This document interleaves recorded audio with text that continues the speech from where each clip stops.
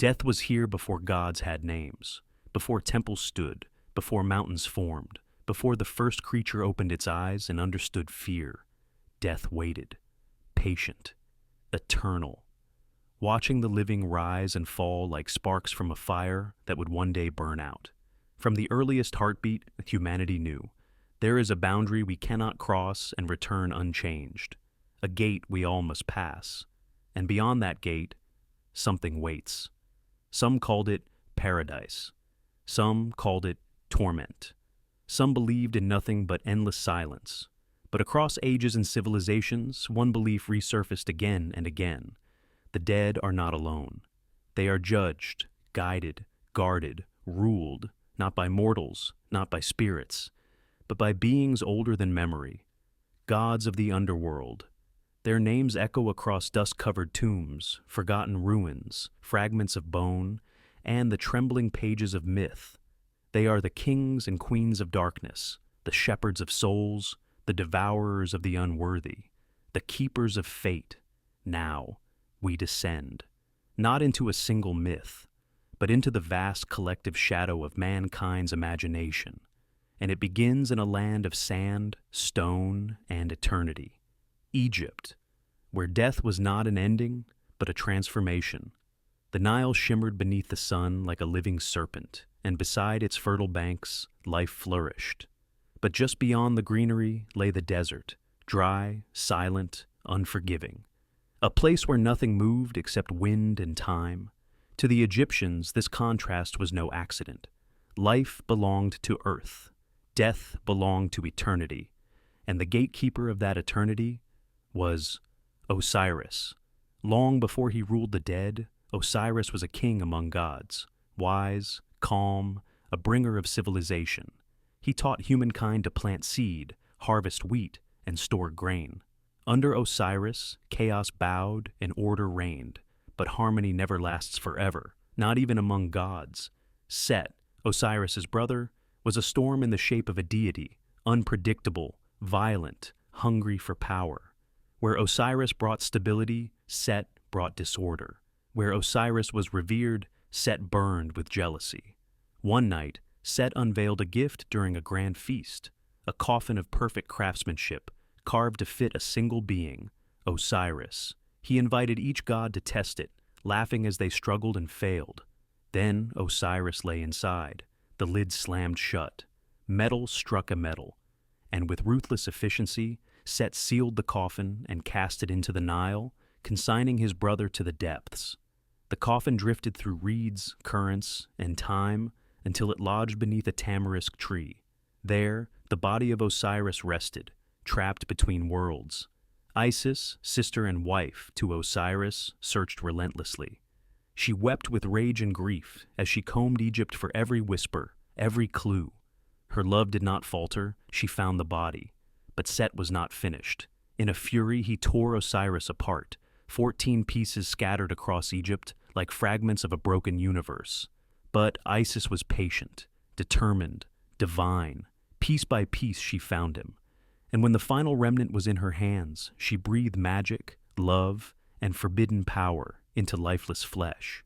Osiris returned, but not as he once was. The living world no longer belonged to him.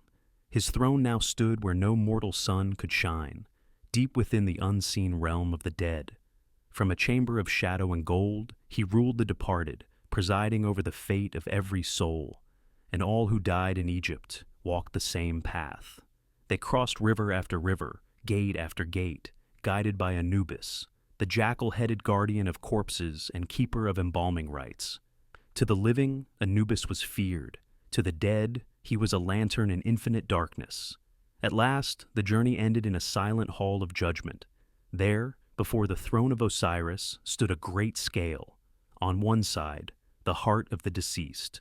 On the other, the feather of Maat, the principle of truth, balance, and cosmic law. If the heart was pure, lighter than the feather, the soul was granted passage to the field of reeds, a paradise reflecting Egypt itself, perfect and eternal. But if the heart carried deceit, cruelty, or corruption, if it weighed heavy with sin, another being waited, Ammit, not human, not beast, but a chimera made from nature's most feared predators: crocodile jaws, lion's body, hippopotamus limbs. She did not torture, she did not judge, she erased. To be devoured by Amit was to vanish from existence. No memory, no afterlife, no legacy. In Egypt, the greatest punishment was not pain. It was oblivion. And so, death became a moral journey, a destiny shaped by one's life, choices, and truth. But beyond Egypt's borders, death held another face, far older, far colder. To the east, where the first cities rose from clay and river mud, there was no paradise waiting beyond the grave, only shadow, only silence. Mesopotamia. Here, the land between rivers birthed the earliest kings, laws, and written words. Yet their afterlife was bleak. The dead existed in a dim cavern, a dusty replica of life without warmth or joy. They ate clay, they drank bitter water, they lingered, not punished, not rewarded, simply forgotten. And presiding over this realm was a queen, Ereshkigal. Unlike many gods of death, she was not a villain, not a tormentor, simply a sovereign of inevitability. The story that reveals her nature begins with her sister, Inanna, radiant, seductive, violent, and revered. Inanna was goddess of love, war, and desire, everything vibrant, chaotic, and alive. But curiosity, ambition, or fate, perhaps all three, drove her to descend into the underworld. At the first gate, she announced herself, "I, Inanna, Queen of Heaven and Earth, seek entrance." The gatekeeper sent word to Ereshkigal, and the answer returned, "Let her enter." But entry had a price. At each gate, a piece of Inanna's adornment was taken. Her crown, her necklace, her bracelets, her robes. Gate by gate she was stripped, not just of clothing, but of identity, power, and divinity itself. At the final door, she stood naked. Ereshkigal stared at her, not with hatred, but with ancient, exhausted understanding. Without a word, she ordered judgment. Demons seized Inanna, her body was struck, her flesh hung lifeless from a hook. 3 days passed. Above ground, fertility withered, love vanished, war paused, the world waited. Eventually, through clever bargains and dangerous magic, Inanna was revived, but she could not return alone. Someone had to take her place. Death demanded balance. This was Mesopotamia, a realm without reward or punishment. Only the certainty that once you entered, you belonged to Ereshkigal forever. No escape, no glory, no forgiveness. Death was not a teacher here. Death was law. And now, we go farther north, where mountains are jagged, seas are violent, and winter devours the land. There, death is not silent. It is a battlefield, and its ruler is neither merciful nor monstrous, but inevitable. Hel, daughter of Loki. Half beautiful maiden, half corpse rotting in eternal decay. She does not chase the dead. She waits for those who do not die in battle, for the Norse believed death split the world in two. The fearless fell with sword in hand and rose again in Valhalla, Odin's hall, to feast and fight until Ragnarok. But those who died quietly, of age, illness, peace, descended into Helheim, the cold shadow of her name. Hel's realm was not torment. It was distance, isolation, separation from glory. She ruled without rage and without mercy. To look upon her was to understand the dual nature of death. One face soft, one face rotting. Both true. The living would join her in silence beneath the roots of Yggdrasil, the world tree, where serpents crawled and the dragon Nidhogg gnawed at corpses and fate. In Norse belief, death was not determined by morality, but by valor. Cowardice was the sin, memory was immortality. Whether through battle songs or carved runes, the greatest terror was not dying, but being forgotten. From frozen north, we now turn east, where death is not an ending, but a doorway into cycles spanning lifetimes, where rebirth follows destruction, and the Lord of Death is not doom, but order, Yama, said to be the first being to die, making him the natural ruler of those who followed. He waits at the threshold between worlds, calm and unmoved, holding a noose to lead souls toward judgment. Those whose deeds were kind, generous, and wise traveled onward into rebirth shaped by virtue. Those who walked paths of cruelty or selfishness faced purification, not eternal torment, but a refining fire meant to balance karma. Death here is not a prison. It is a mirror, a cycle, a lesson. And beyond Yama's halls, a wheel turns, endless, eternal, birth, life, death, rebirth, until enlightenment breaks the cycle. Farther east still, the afterlife becomes a labyrinth of courts, scrolls, and judges, a bureaucracy of death.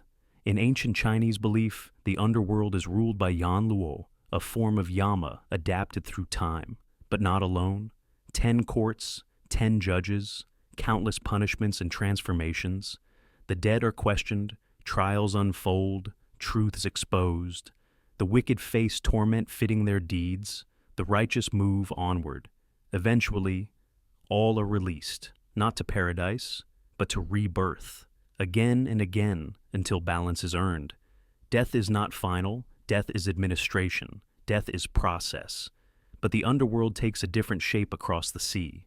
In Japan, where the story begins with 2 creators, Izanagi and Izanami. Together they forged the islands, the mountains, the oceans, and then, as Izanami gave birth to fire, she burned and died.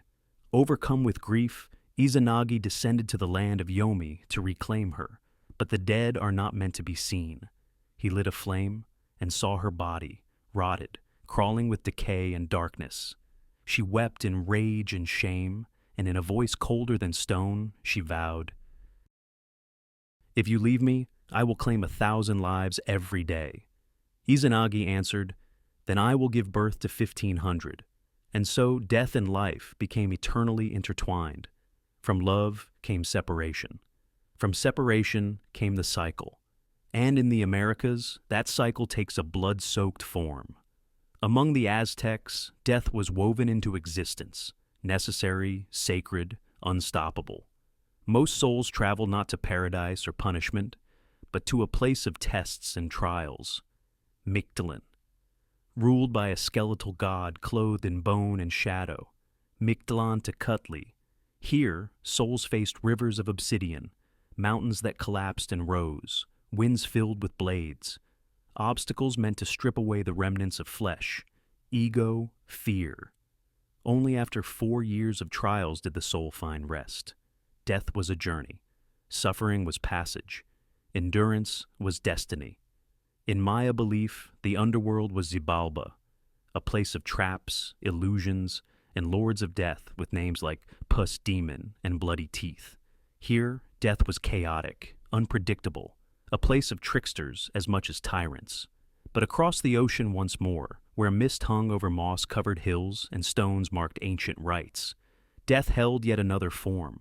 Among Celtic peoples, the other world was not hell, not even a place of fear. It was a parallel realm, hidden, beautiful, dangerous, ruled not by tormentors, but by mysterious kings. None more enigmatic than Iran. Neither benevolent nor cruel, Iran was a hunter, a lord of spirits, a keeper of thresholds.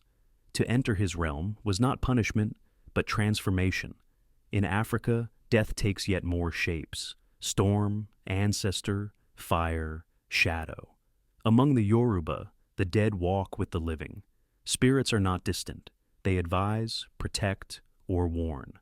Oya, goddess of storms, winds, and cemeteries, stands at the edge of life and death. Fierce, unyielding, a force of transition. Death is movement. Death is gateway. Death is change. Yet across all lands, all eras, all beliefs, one truth remains. The underworld reflects the living, their fears, their hopes, their morality, their chaos. Some gods punish, some guide, some wait in silence, but none are meaningless. For if humanity has one universal belief, spoken or unspoken, it is this: death is not empty. Death is a realm. Death is ruled. And one day, we will all stand before its throne.